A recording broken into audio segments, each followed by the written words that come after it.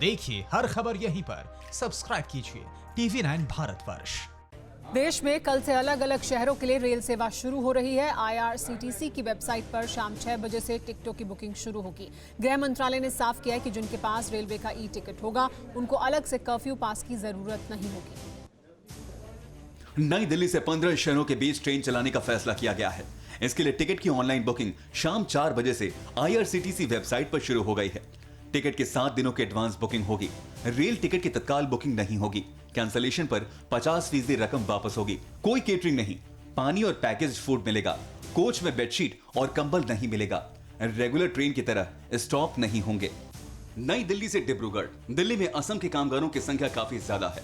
बिहार के लोगों को फायदा होगा। नई दिल्ली से अगरतला। असम के साथ नॉर्थ ईस्ट के राज्य त्रिपुरा को भी जोड़ा जाएगा। नई दिल्ली से हावड़ा। पश्चिम बंगाल के प्रवासी मजदूर और दिल्ली में नौकरी कर रहे लोगों को फायदा। नई दिल्ली से पटना। बिहार के प्रवासी मजदूरों को सबसे ज्यादा फायदा। व्यवसायियों को भी लाभ। नई दिल्ली से बिलासपुर। छत्तीसगढ़ के लोगों के लिए वरदान। नई दिल्ली से रांची। झारखंड के प्रवासी मजदूर दिल्ली में फंसे हैं। ट्रेन चलने से व्यापार में सुविधा होगी। नई दिल्ली से भुवनेश्वर। ओडिशा और नई दिल्ली के बीच संपर्क स्थापित हो सकेगा। नई दिल्ली से सिकंदराबाद। नई दिल्ली और दक्षिण भारत के राज्य तेलंगाना के बीच संपर्क बढ़ेगा। नई दिल्ली से बेंगलुरु। IT सेक्टर के कारोबार में फायदा होगा। नई दिल्ली से चेन्नई। ट्रेन चलने से तमिलनाडु के कारोबार, व्यापार, इंडस्ट्रीज और मत्स्य उद्योग को फायदा होगा। नई दिल्ली से तिरुवनंतपुरम। केरल और दिल्ली एक दूसरे से जुड़ेंगे। नई दिल्ली से बडगांव। गोवा के लिए बेहद अहम।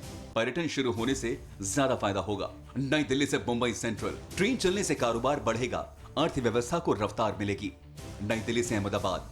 गुजरात के बिजनेसमैन को फायदा। व्यापार, उद्योग, धंधे शुरू हो सकेंगे। नई दिल्ली से जम्मू तवी। जम्मू कश्मीर के हितों का ख्याल रखते हुए कारगर कदम। घाटी के लोग दिल्ली को अपने करीब महसूस कर सकेंगे। परवाह देश की, सोमवार से शुक्रवार रात 10 बजे TV9 भारतवर्ष पर।